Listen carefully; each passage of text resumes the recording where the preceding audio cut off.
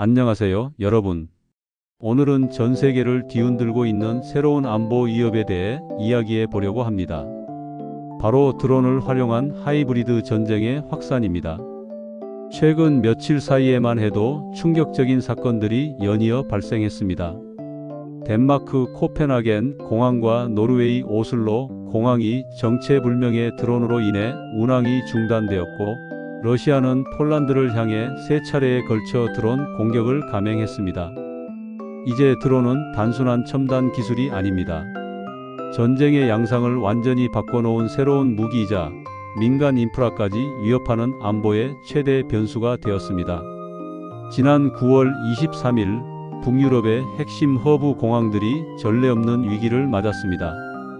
덴마크 코펜하겐 공항과 노르웨이 오슬로 공항에 미확인 드론이 출현하면서 항공편 운항이 잠시 중단된 것입니다. 코펜하겐 공항은 연간 2천만 명의 승객이 이용하는 북유럽 최대 공항입니다. 하루에만 6만 명이 이용하는 이곳이 작은 드론 하나로 마비되었다는 사실은 우리에게 충격적인 현실을 보여줍니다. 더욱 우려스러운 점은 이것이 우연한 사고가 아니라는 것입니다. 전문가들은 이러한 드론 출현이 러시아의 의도적인 위협 행위일 가능성을 제기하고 있습니다. 덴마크 총리는 이를 국가 기반 시설에 대한 가장 심각한 공격이라고 언급하며 강한 우려를 표했습니다. 이는 단순한 지역적 문제가 아닙니다. 공항은 현대 사회의 핵심 인프라이자 경제 활동의 중심축입니다. 드론 하나로 이런 시설이 마비될 수 있다는 것은 우리 사회의 취약성을 적나라하게 드러내는 사례입니다. 실제로 2024년 9월 우크라이나가 모스크바를 향해 최대 규모의 드론 공격을 감행했을 때도 모스크바 주변 4개 공항에서 약 50편의 항공편이 해항해야 했습니다. 드론 전쟁은 이제 전선을 넘어 민간 영역까지 확산되고 있는 것입니다. 더욱 심각한 것은 러시아가 나토 회원국을 직접 겨냥한 드론 공격을 감행하고 있다는 사실입니다. 2025년 8월 20일과 9월 8일, 10일 총 3차례에 걸쳐 러시아는 드론을 이용해 폴란드에 직접적인 공격을 행했습니다. 이는 단순한 우발적 침입이 아닙니다. 전문가들은 이를 푸틴이 나토를 향해 의도적으로 던진 견제구라고 분석합니다. 전쟁 초기 드론전에서 밀렸던 러시아가 대량 생산 체제와 기술 업그레이드를 통해 우크라이나를 넘어 나토까지 위협 수위를 높이고 있는 것입니다. 폴란드와 루마니아 같은 나토 회원국들의 영공을 침범하는 것은 명백한 도발 행위입니다. 이는 나토 집단방위 원칙에 따라 전체 동맹국을 위협하는 행위로 해석될 수 있습니다. 러시아의 이런 전략은 매우 계산적입니다. 드론 공격은 직접적인 인명 피해나 대규모 파괴 없이도 상대방에게 심리적 압박을 가하고 방어 시스템의 취약점을 노출시킬 수 있습니다. 또한 나토의 대응 방식을 시험해 보면서 동맹국 간의 결속력도 테스트하고 있는 것입니다. 중동 지역에서는 드론이 에너지 인프라를 겨냥한 무기로 활용되고 있습니다. 가장 대표적인 사례가 2022년 1월 아랍에미리트 공항과 석유 시설에 대한 예멘 반군의 드론 공격입니다. 이 공격으로 3명이 사망했고 중동 지역의 긴장이 급격히 고조되었습니다. 더 충격적인 것은 2024년 4월 이란이 이스라엘을 향해 감행한 사상 최대 규모의 드론 공격입니다. 탄도미사일 120기, 순항미사일 30기와 함께 자폭 드론 170대가 이스라엘을 향해 날아갔습니다. 이는 이란이 이스라엘 본토를 직접 공격한 역사상 처음 있는 일이었습니다. 이런 공격들의 공통점은 바로 에너지 시설과 공항 같은 핵심 인프라를 노리고 있다는 것입니다. 드론은 기존의 미사일 방어망을 우회할 수 있고 제작 비용이 상대적으로 저렴하면서도 정밀 타격이 가능합니다. 특히 걸프 지역의 석유 시설들은 전 세계 에너지 공급의 핵심축입니다. 이런 시설들이 드론 공격에 노출될 경우 그 파급 효과는 지역을 넘어 전 세계 경제에 직격탄을 가할 수 있습니다. 오늘날 우리가 목격하고 있는 것은 전통적인 전쟁의 개념을 완전히 뒤바꾸는 회색지대 전쟁입니다.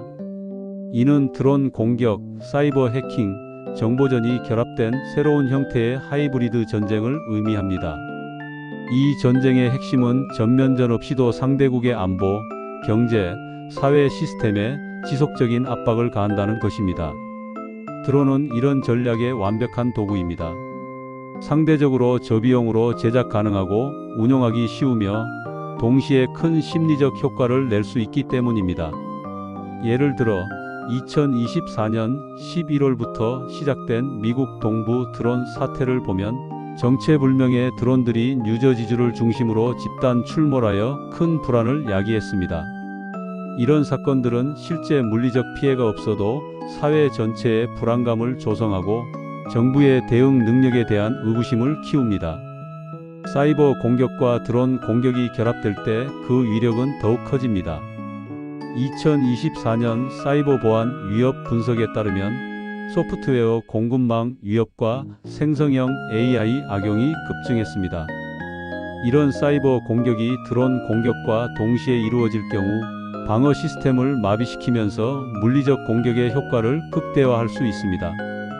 이런 위협에 대응하기 위해 국제사회는 발빠르게 움직이고 있습니다. 나토는 무인기 방어 체계와 사이버 보안 강화에 집중 투자하고 있습니다. 2024년 4월 한국국가정보원도 나토 사이버 방위센터가 주관하는 락드실즈 2024 훈련에 4년 연속 참가하여 국제적인 사이버 방어 협력을 강화하고 있습니다. 드론 방어 기술도 급속도로 발전하고 있습니다. 전파 교란, 레이저 요격, 포획망 등 다양한 대드론 시스템이 개발되고 있으며 AI를 활용한 자동 탐지 및 요격 시스템도 실전 배치되고 있습니다. 미국은 특수작전부대를 중심으로 군집 드론 개념을 도입하여 다수 표적에 일제히 대응할 수 있는 시스템을 구축하고 있습니다. 이는 단일 드론이 아닌 수십, 수백 대의 드론이 동시에 공격해올 경우를 대비한 것입니다. 하지만 방어보다 공격이 더 쉽다는 것이 드론 전쟁의 딜레마입니다. 드론 제작에는 수백만 원이면 충분하지만 이를 방어하기 위해서는 수십억 원짜리 방어 시스템이 필요합니다. 이런 비대칭성이 드론 위협을 더욱 심각하게 만드는 요인입니다. 드론 위협의 확산은 기존의 국제법과 전쟁 규범으로는 대응하기 어려운 새로운 영역을 만들어내고 있습니다. 민간 드론과 군사용 드론의 구분이 모호해지고 국경을 넘나드는 공격이 일상화되면서 새로운 국제 규범의 필요성이 대두되고 있습니다. 특히 회색지대 전쟁의 경우 전쟁도 평화도 아닌 애매한 상황에서 이루어지기 때문에 기존의 집단방위 조약이나 국제법 적용이 까다롭습니다. 언제, 어떤 수준의 드론 공격을 전쟁 행위로 볼 것인지, 어느 정도까지 자위권 행사가 가능한지에 대한 명확한 기준이 필요합니다. 또한 드론 기술의 확산을 통제하기 위한 국제적인 협력 체계도 구축되어야 합니다. 현재는 누구나 상업용 드론을 구매해서 무기로 개조할 수 있는 상황이므로 기술 이전과 판매에 대한 국제적인 규제가 시급합니다. 오늘 우리가 살펴본 드론 위협의 확산은 단순한 기술의 문제가 아닙니다. 이는 현대 사회의 안보 패러다임을 근본적으로 바꾸고 있는 게임 체인저입니다. 민간 공항이 하루아침에 마비되고 나토 회원국의 영공이 침범당하며 에너지 시설이 공격받는 현실은 우리가 새로운 시대의 안보 위협에 직면했다는 것을 보여줍니다. 중요한 것은 이런 위협에 대비하는 것입니다. 기술적인 방어 시스템 구축뿐만 아니라 국제적인 협력과 새로운 규범 마련이 절실합니다. 또한 우리 개인도 이런 현실을 인지하고 국가 안보에 대한 새로운 관점을 가져야 할 때입니다. 드론 전쟁의 시대, 우리는 어떻게 준비해야 할까요?